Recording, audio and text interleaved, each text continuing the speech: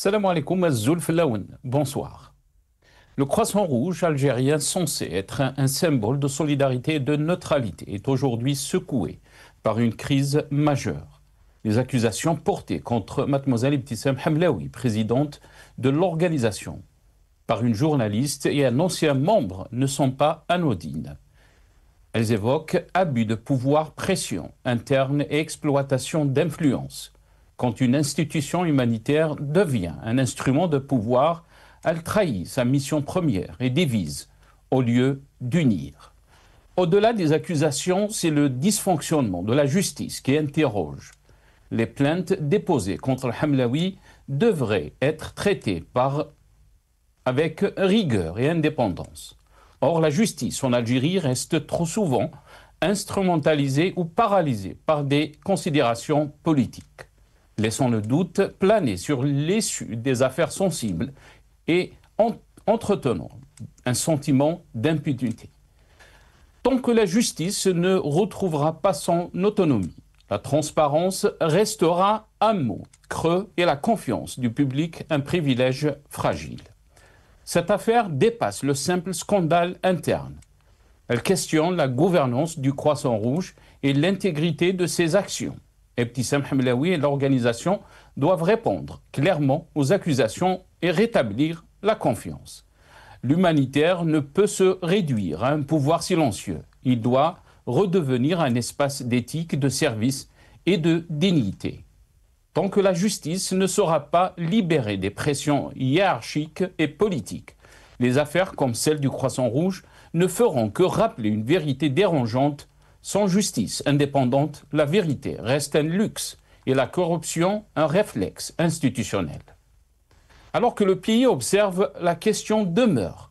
Peut-on réellement restaurer la confiance dans une institution qui vacille sous les accusations de sa propre direction? Et la justice saura-t-elle enfin faire preuve d'indépendance face à ces enjeux? Nous débattrons avec nos invités juste après cette petite intro.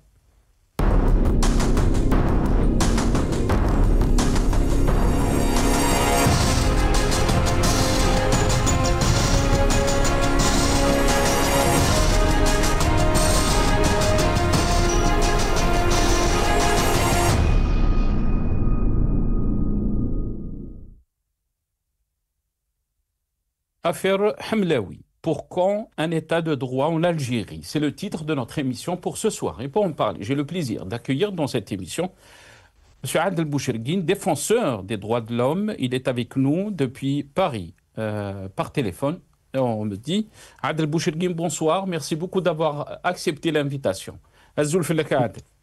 Bonsoir Nassar, bonsoir à tous les téléspectateurs de Magharibia. Merci beaucoup Adel, merci d'avoir accepté l'invitation. Marhaba bik.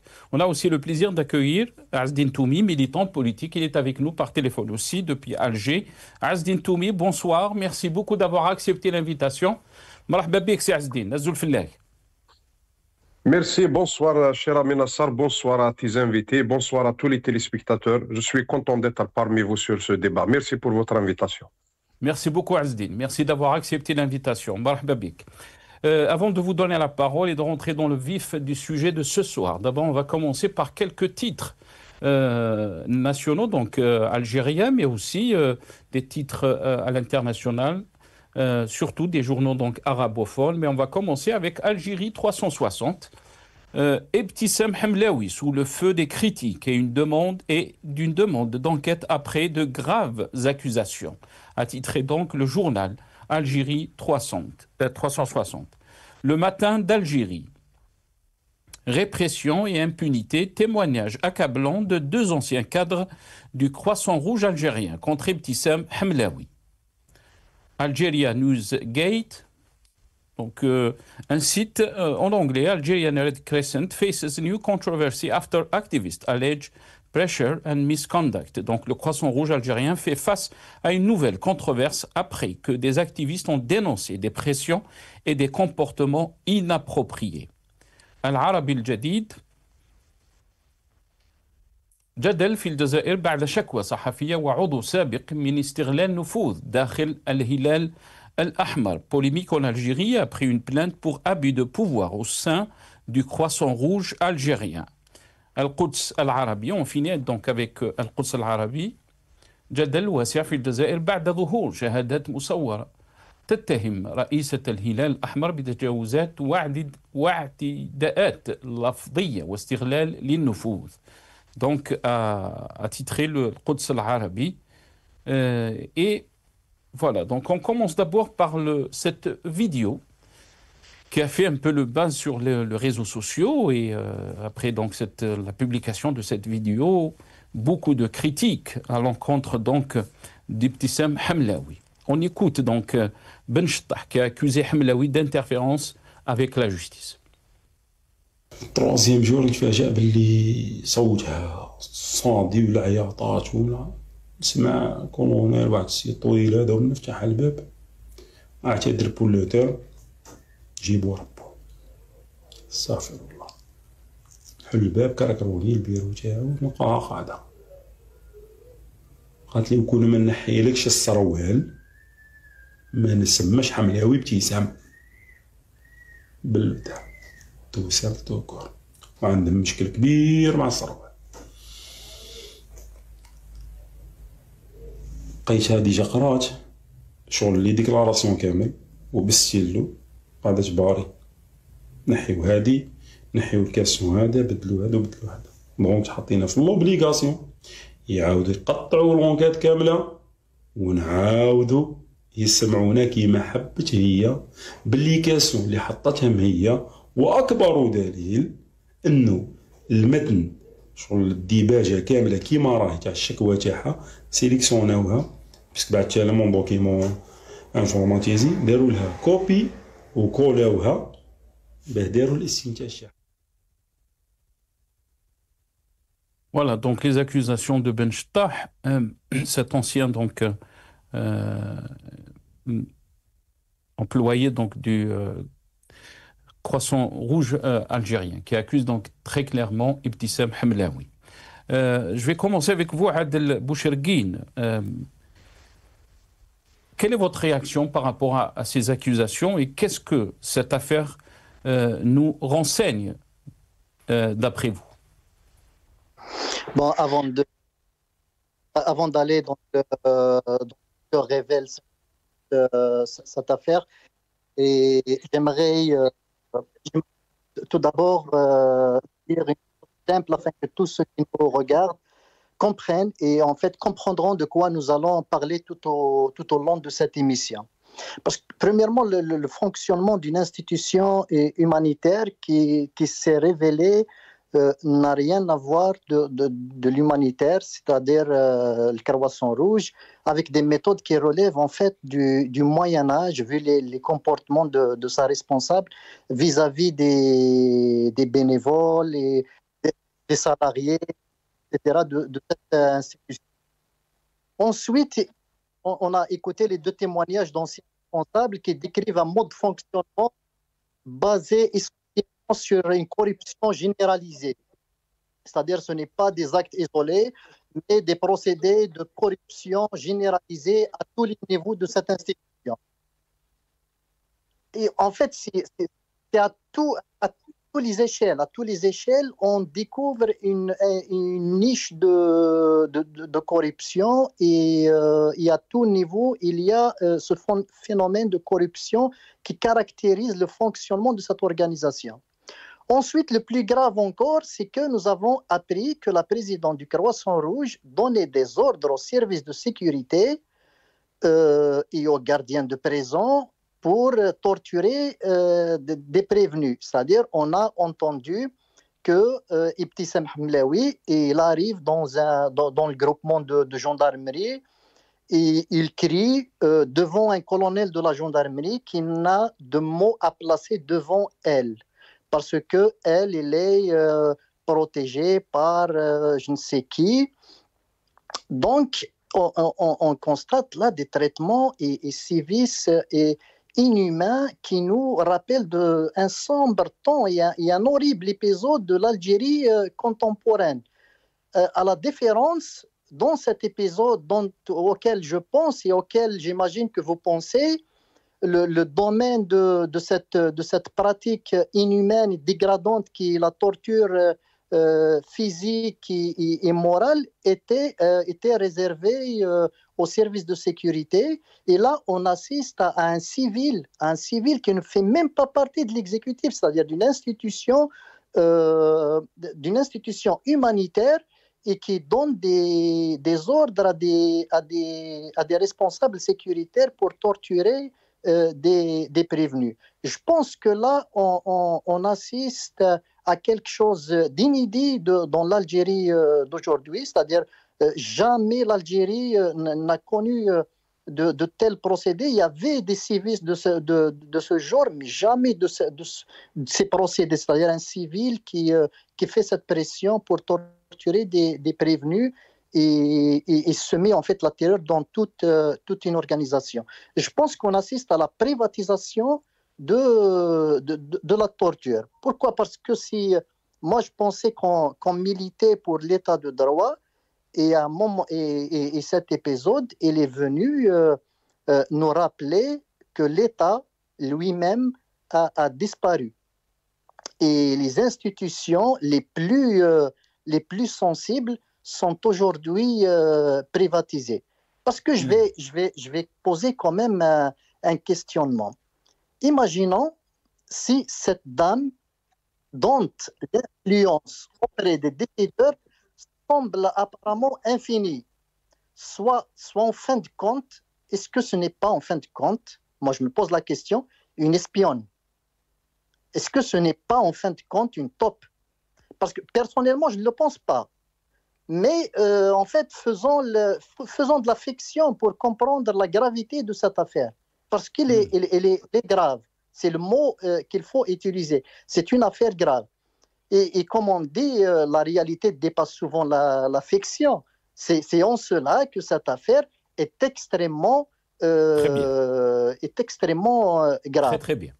Puis, restez avec nous. Continuez rapidement, Adel Bouchergine. Oui, en fait, cette affaire, en plus des violations des droits humains que je dénonce fermement, il y a vice de procédure. Déjà, on a remarqué que la procédure, la manière de convoquer les prévenus, tout le processus qui a conduit ces deux cadres du croissant rouge algérien jusqu'à la prison étaient bourrés de vices de forme, de vice-procédure, pardon. Et dans tout cela, on constate aussi que ces deux éléments de croissant rouge algérien en fait ont cloué le dernier clou, comme on dit, مسمار الأخير في نعش العدالة الجزائرية. Très bien. Restez avec nous, Adel Bouchergine. Restez avec nous. Vous avez dit que c'est une première par rapport donc à ces dépassements. On parle de torture, vous l'avez dit, mais on prend de l'écart par rapport à ce que vous avez dit, bien sûr, par rapport à vos questionnements quand vous avez parlé donc de top. Ou d'espionne, et vous êtes responsable en tous les cas de ces mots. Azdin Toumi, qu'est-ce que vous en pensez? On a entendu Adel Bouchergine, qui est défenseur des droits de l'homme. C'est une première, il est en train de dire jamais l'Algérie, on en a vu des comportements pareils. Il a parlé de procédure, dysfonctionnement de la justice. Qu'est-ce qui se passe exactement? Est-ce que on peut dire qu'on est dans une situation de non-État? Les institutions n'ont plus de légitimité. Mais d'abord, avant de vous donner la parole, on va écouter aussi un deuxième témoignage de Hadjar Zitouni, qui a accusé aussi Ibtissam Hamlaoui. Donc on a fait passer Yassine Benchtah et Hadjar Zitouni, que vous allez voir, sont deux militants du Croissant Rouge algérien. On l'écoute. من بعد التحقيق اللي كان التحقيق الثاني هي كانت حضرت فيه جات ديجا اصبحت عرض بيه من الناس سمعت صوتها جاك سمعت داك صوتها المقرف المزعج وهي تعيط هكاك عرفتها بلي هي تسبوا منا ونحي لكم السروال وصحف الله يا ربي تسب في الذات الالهيه وتطيح ومنا وكل شيء والبزاقات والعياط ومنا. انا كنت في بيرو خلاف. البيرو هذاك كان فيه واحد المحقق هذاك يعني كان تقريبا شغل ما تقبلش الامر هذا، لا لانه جابوا قلت لكم سبيسيالمون لينا.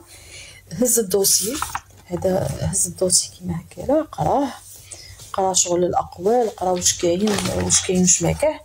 من بعد غير كي خبطوا فوق الطابله وقال انا مستحيل نتقبل الامر هذا، مستحيل ندخل في الحكايه هذه، لا لانه قال لي باش نهضر لك، قال لي نهضرها لك كمعلومه اوليه وانا راح نتعامل معك كانسان عادي كمواطن عادي. التحقيق راهو باطل. من بعد تقطعوا 3 نسخ من الاستجوابات، تقطعوا يعني كاريمون. من بعد قالت لهم هذا نسحق هكا ونسحق هكا، ولاو شغل الاستجوابات وحتى انه طريقه تاع يعني الجواب تاعنا كانت ماهيش مرضيه بالنسبه ليهم، يعني تهضروا واش قالت هي ولا ماكش منها، وكان يعني تعبير من انشائها، وهي اللي كتبت لهم واش. Voilà, donc d'abord on s'excuse auprès de nos téléspectateurs parce qu'on a fait passer aussi des passages peut-être dans notre culture, on n'aurait pas pu les passer à cause de notre culture.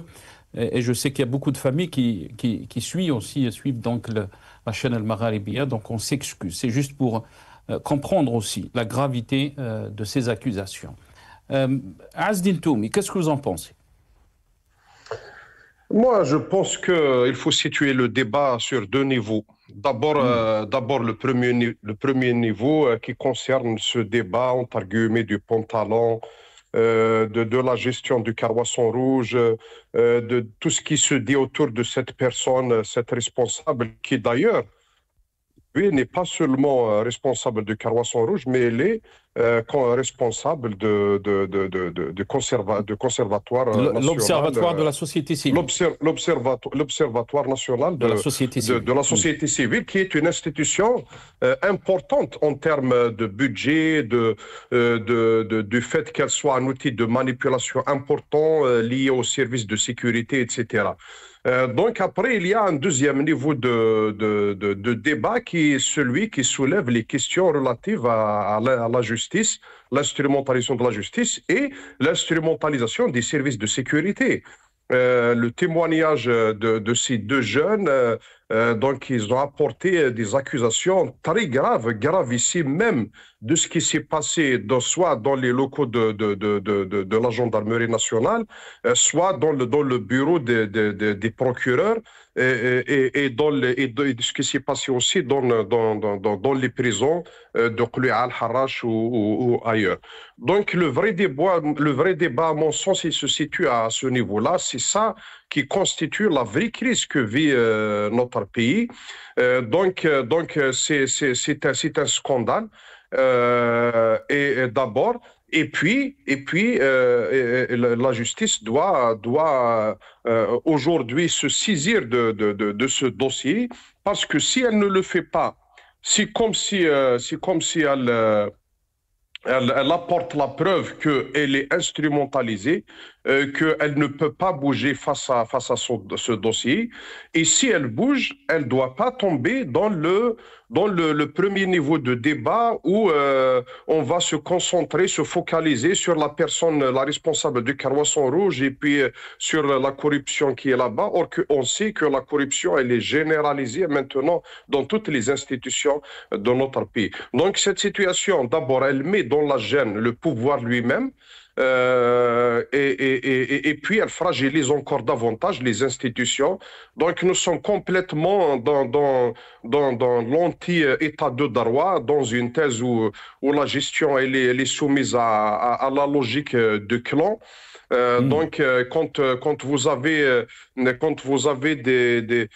des situations, quand vous faites face à des situations scandaleuses comme celle-ci, donc il faut bien savoir que les luttes à l'intérieur, au sein du pouvoir, sont en train de s'intensifier. D'ailleurs, chose qui est logique, à l'approche de 2029, donc c'est l'après-boule qui est en train de se jouer. D'ailleurs, depuis le 7 septembre 2024, on est dans cette situation. Mais et il faut aussi se rappeler d'un événement qui n'est pas d'une importance moindre. C'est quand un chef de parti dit face à des journalistes qu'il y a un directeur de wilaya qui s'est plaint devant un député de son parti contre des pressions qui ont été exercées par un ministre pour que ce directeur falsifie les chiffres et revoie à la hausse les chiffres relatifs à son secteur d'activité.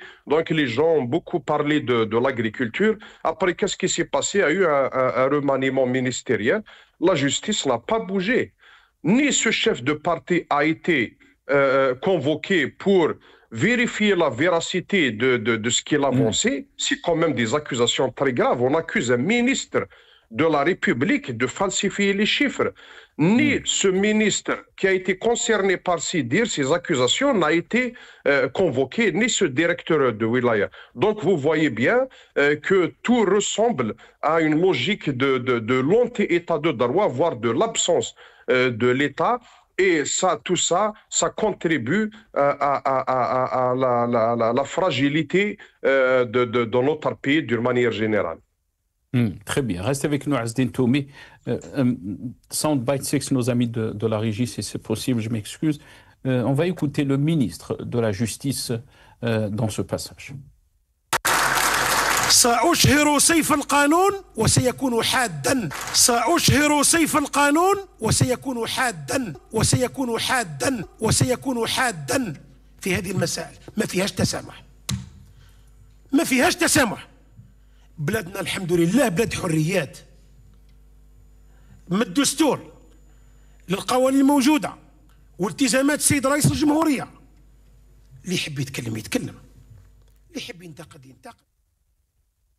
Voilà, donc Lotfi Benjema, le ministre de la Justice, dans ce passage, Adel Bouchergui, Azdine Toumi a parlé d'une lutte clanique aussi au sein du sérail du pouvoir. Est-ce qu'on peut, ça peut s'expliquer, si on peut dire, donc ces comportements, parce que il faut rappeler aussi la situation qu'a vécue l'écrivaine Zineb Mlizi, arrêtée plus après elle a été relâchée.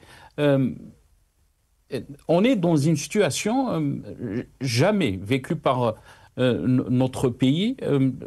Jamais on est arrivé à cette situation. On trouve un responsable du Croissant Rouge faire ce qu'il veut, si on peut dire, actionner même la justice, les services de sécurité. Comment on est arrivé à cette situation?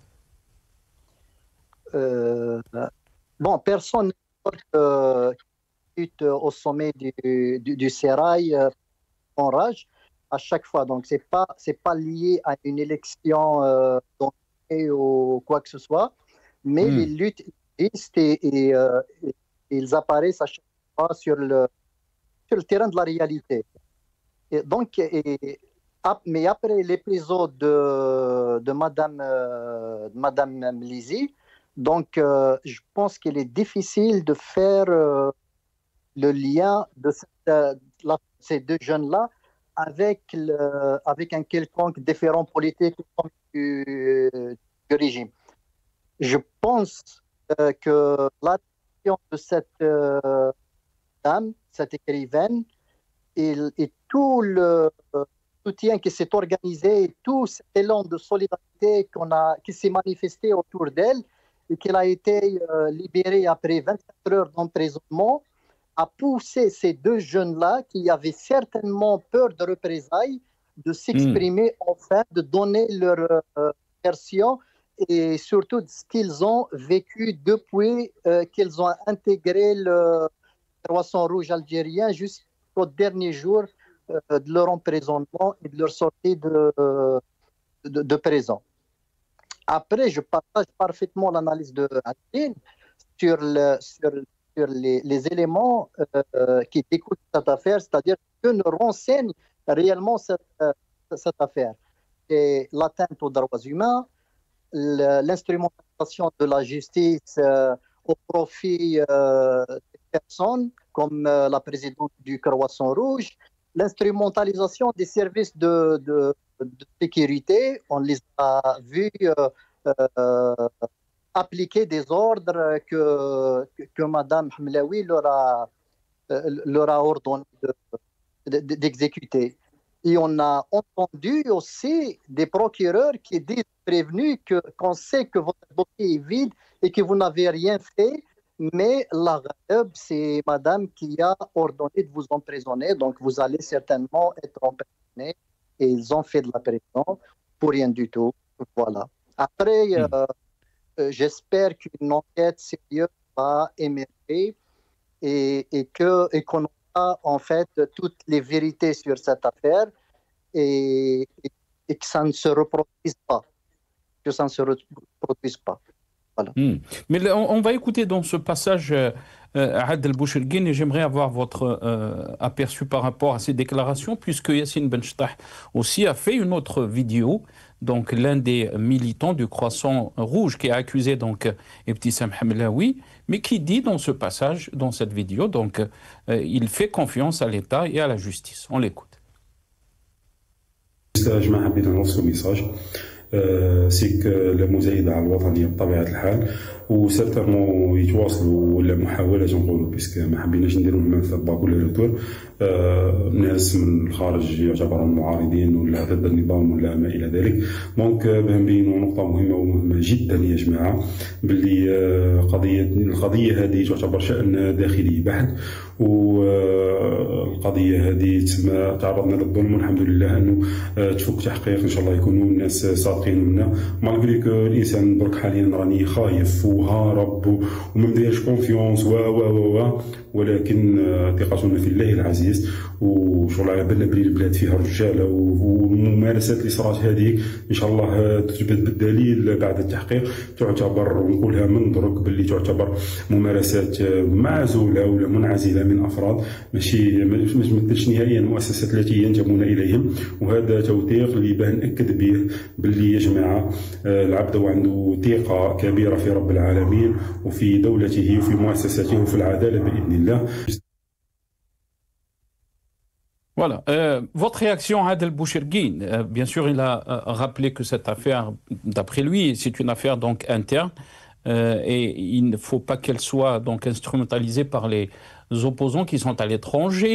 Qu'est-ce que vous en pensez de cette vidéo, Adel? Bon, il y a plusieurs points à relever dans ce qu'il vient de dire et ce qu'on vient d'écouter. C'est qu'après avoir subi tout ce qu'il a raconté, s'il pense qu'il y a encore de la justice dans notre pays, ça relève du syndrome de Stockholm. Hein. Franchement, après, il écoute Yassine Benchtah, ce n'est pas un héros, ce n'est pas un militant des droits humains, ce n'est pas un militant politique. Et il a toujours gravité autour des organismes relevant officiels, c'est-à-dire chef al-Islamia, le Croissant Rouge. On sait tous le Croissant Rouge dans le quad. C'est eux-mêmes qui disent ce qui se passe dans le Croissant Rouge. Donc, on ne peut pas apprendre des valeurs universelles tout en étant dans une organisation qui agit de cette façon. Après, moi, il faut que je précise une chose à nos téléspectateurs. Est-ce qu'il a subi aussi des pressions, Adel? Est-ce que vous pensez que... Après, les pressions, il y en a des pressions. Lui-même, il a dit qu'il a subi des pressions. Absolument. Je ne sais pas si vous avez suivi sa page Facebook. Avant cette vidéo, il dit qu'un ami à lui l'a appelé, il lui a dit pourquoi mettre la gendarmerie dans la gêne, pourquoi dire que la gendarmerie nationale agit de la sorte, pourquoi dire que tu as subi des sévices de la gendarmerie. Et lui qui répond pour faire le fidèle de ses paroles qu'il voulait rapporter la situation telle qu'elle l'a vécue. Des pressions existent, normal. Et moi, je le comprends. Quand tu es en Algérie, tu dénonces ce qu'il a dénoncé, et là, le droit d'avoir... Rappelons à Adel qu'il est en fuite. Il l'a dit lui-même. Je ne sais pas. Ça, je ne sais pas. Je l'ai entendu parler. J'ai entendu parler qu'elle était en fuite, qu'elle était en dehors du territoire national algérien, mais je n'ai aucune information là-dessus, ni dans quel pays il se trouve. Moi, si je suis dans votre émission ce soir, c'est pour défendre des principes, c'est pour dénoncer ce qu'il a subi, mais pas spécialement la personne de Yassine Benchettah, tout en lui apportant bien sûr mon soutien. Je défends des principes qui ont été bafoués, je défends des valeurs, je défends des droits qui ont été piétinés dans tout ce qu'il a subi.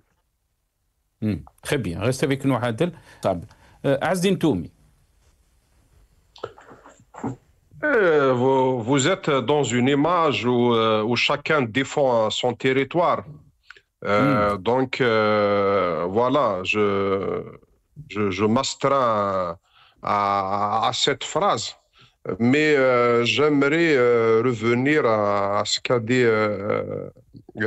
Yassine, ce militant. Non, ce militant, Yassine, cet ex-militant de Benchettah qui a dit que, voilà, dans l'intérêt du pays, cette question elle doit être traitée à l'intérieur, etc.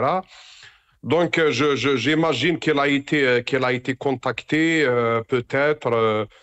Donc, comme ça se fait souvent, voilà, que cette affaire elle a atteint ses objectifs, ça s'arrête là.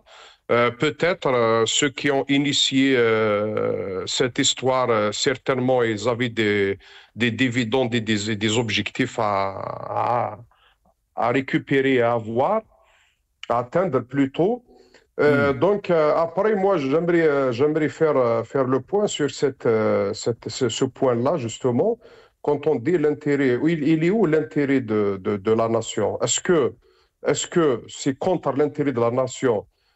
C'est ceux qui instrumentalisent les institutions de l'État pour nuire à l'image du pays, pour fragiliser les institutions, pour fragiliser l'État, ou c'est ceux qui instrumentalisent le scandale. Quand vous voyez la France, par exemple, il y a un ancien président de la République qui est aujourd'hui en prison. Est-ce que la France va faire le blackout sur cette histoire et ne pas faire la couverture par peur que les ennemis de la France vont instrumentaliser cette histoire, etc. Ou ils font la couverture, ils laissent le débat ouvert dans la transparence totale et les gens, finalement, ils vont dire, voilà, il y a une justice indépendante en France, il y a un état de droit, il y a des institutions qui fonctionnent. Un ancien chef de l'État est un citoyen comme tous les autres et il est redevable devant la loi et les lois du pays. Donc finalement, ça donne un autre résultat. Donc aujourd'hui, chez nous, il faut ouvrir les débats. Et le vrai débat, il ne faut pas que ni l'enquête, ni le débat se noient dans la personne de ce qui s'est passé entre la personne de cette institution et ces deux éléments, tout en sachant que moi aussi, comme Adel, je défends le droit humain et je dénonce ce qu'ils ont subi, tous les deux, et leur emprisonnement, etc. Mais en tout cas, il ne faut pas que le débat se noie autour de cette personne. Le vrai débat, c'est la crédibilité de la justice aujourd'hui, c'est la crédibilité des services de sécurité qui dans les déclarations de ces jeunes, ont complètement accusé ces institutions d'avoir été aux ordres d'une femme, aux ordres d'un groupe de personnes, de responsables, mais en tout cas, c'est une thèse anti-état de droit, et ça nuit vraiment à la crédibilité des institutions. Donc, comment, aujourd'hui, le vrai débat, comment sortir le pays de ces pratiques-là? de cette gestion-là, de cette gestion catastrophique où les lois, où le pays il est géré par des lois orales et non pas par des lois écrites. Voilà les vraies questions. Parce que après, quand vous allez situer le débat sur ce terrain-là, c'est là où vous allez vous rendre compte que les vrais remèdes sont dans le vrai changement et dans un processus de changement réel qui va mener l'Algérie à un état de droit et à une démocratie où les libertés et les droits humains seront de fait protégés par la justice qui serait à ce moment-là indépendante. Très bien. Reste avec nous, Azdine Toumi. Adel Bouchergui, la question, bien sûr, qui a été soulevée par vous, mais aussi Azdine Toumi, vous avez parlé des libertés, vous avez mis l'accent sur cette question, mais aussi l'indépendance de la justice. Quand on voit ces affaires donc, qui sortent comme ça, ces accusations, mais le fonctionnement aussi du Croissant Rouge et l'observatoire, le responsable de l'observatoire de la société, quand il dit, Saïoud, le ministre de l'Intérieur, que cette organisation, donc l'observatoire de la société civile, elle est sous l'autorité donc de la présidence et personne ne peut critiquer ses responsables. Qu'est-ce que cela veut dire pour vous, Adel Bouchergui? Je pense que M. Saïoud a raison. Pourquoi? Parce qu'en fait, dans un pays démocratique, dans un pays qui se respecte, M. Saïoud ne sera pas reconduit dans le gouvernement, il ne sera pas ministre de l'Intérieur après l'affaire qui s'est passée à Ouad el-Harrach quand il était ministre des Transports. Voilà, il est toujours ministre des Transports. Maintenant, s'ils veulent nous faire sortir de nos gants, on va sortir de nos gants.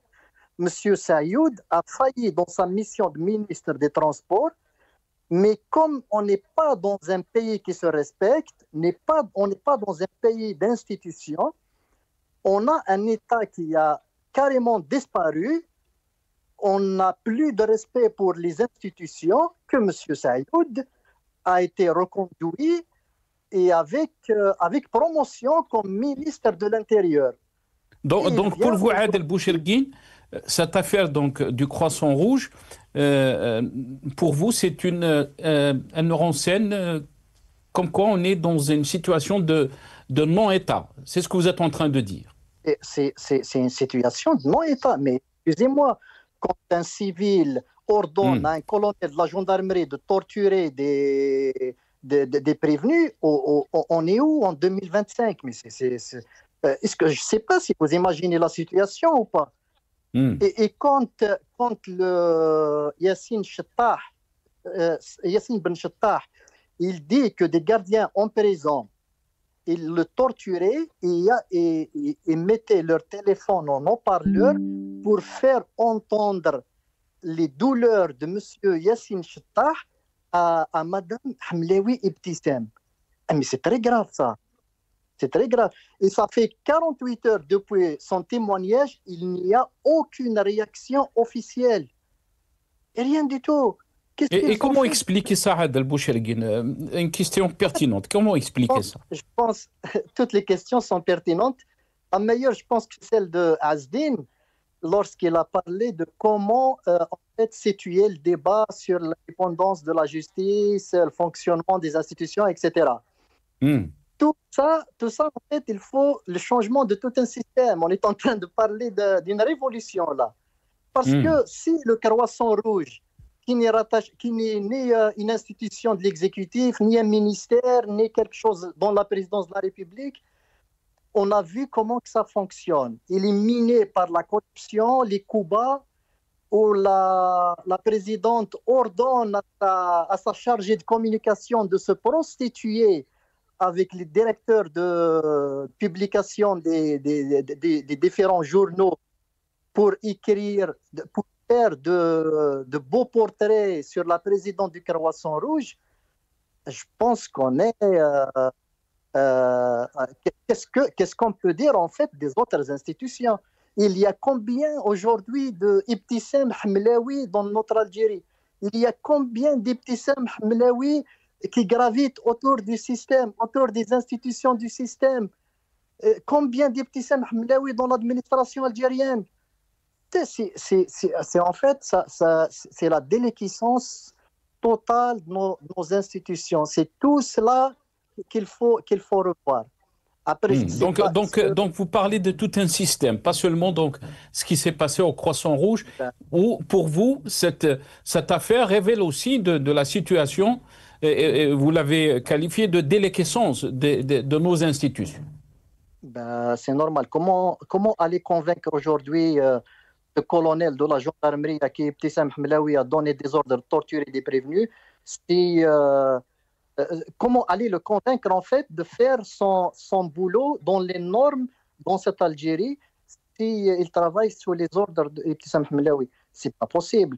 Comment en fait appeler les juges à rendre des verdicts justes basés sur la loi et les preuves quand on sait qu'ils reçoivent des directives d'une présidente du Croissant Rouge pour condamner des innocents.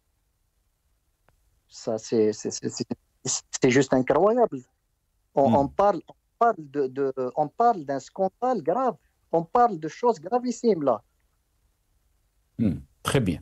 Restez avec nous, Adel Boucherguine. Azdine Toumi. Adel dit qu'on parle d'un scandale très grave.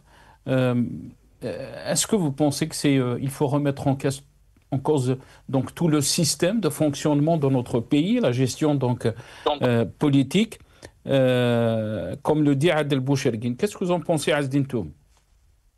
Oui, bien sûr, il faut tout remettre en cause. Il faut tout pas reconstruire, mais construire tout.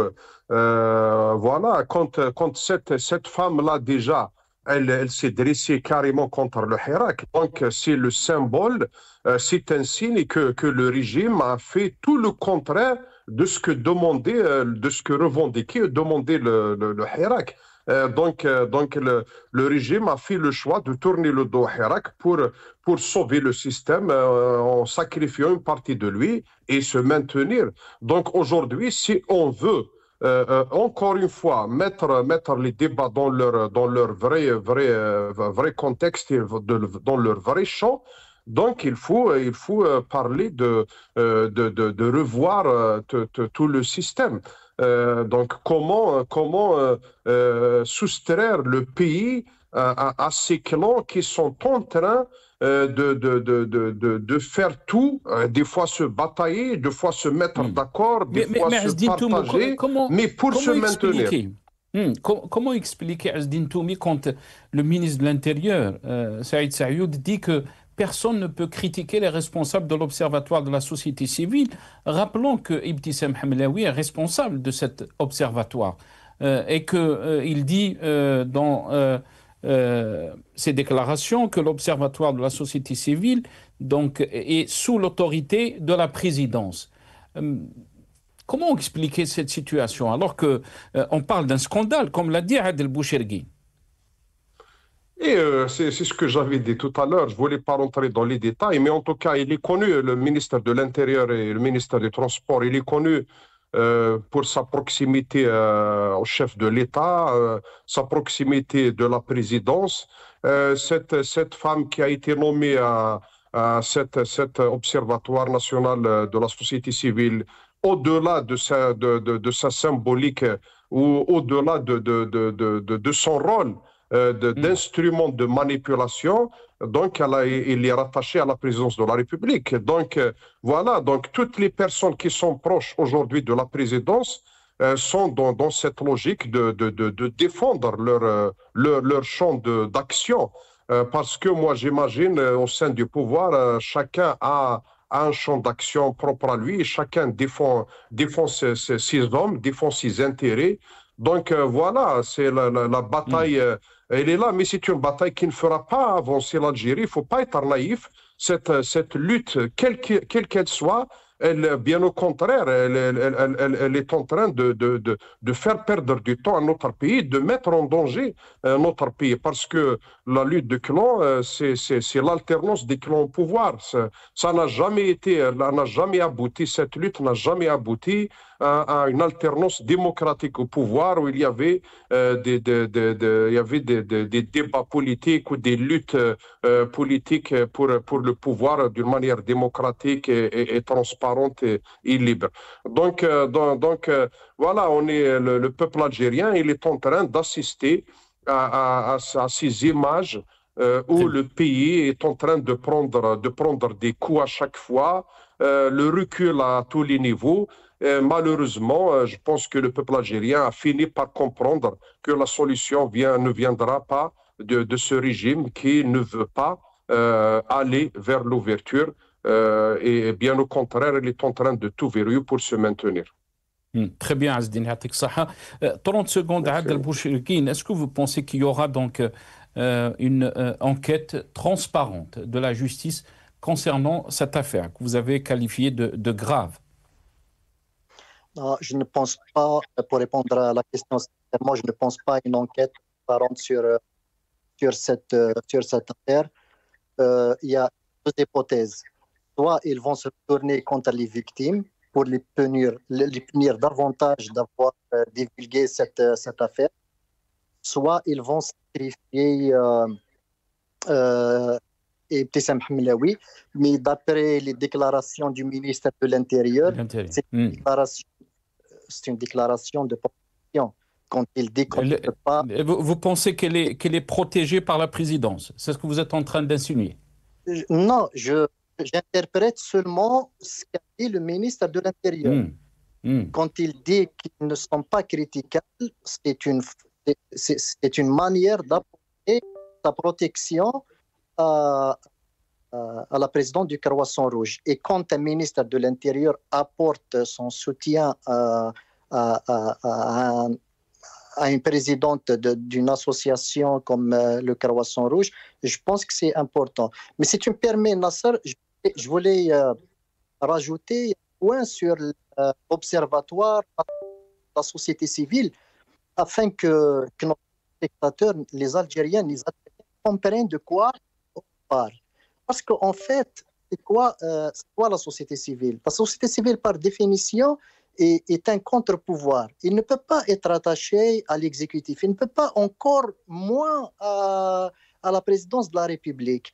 Quand une organisation est attachée à la présidence de la République, c'est-à-dire elle est dans le giron de la politique de la présidence de la République, il ne peut pas apporter des contradictions à la politique menée par le président de la République. Il ne peut pas apporter de contradictions à la politique menée par l'exécutif, c'est-à-dire le gouvernement. Une société civile, c'est un bloc, c'est un contre-pouvoir qui propose, qui critique et qui travaille à l'amélioration des choses. Merci beaucoup, Adel. Merci Adel. Désolé de vous presser. On est arrivé à la fin de cette émission. Merci à vous, Adel Boucherguine. Je rappelle que vous êtes défenseur des droits de l'homme. Vous étiez avec nous depuis Paris par téléphone. Merci aussi à Azdine Toumi, militant politique. Il était avec nous depuis Alger par téléphone. Merci à vous, chers téléspectateurs, d'avoir suivi cette émission. Ya'tikum saha.